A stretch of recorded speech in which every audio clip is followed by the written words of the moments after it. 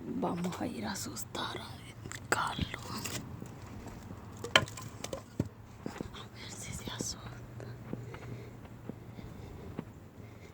Callémonos. Está dormido. Pero le voy a pegar un gran susto que piense que es el oso.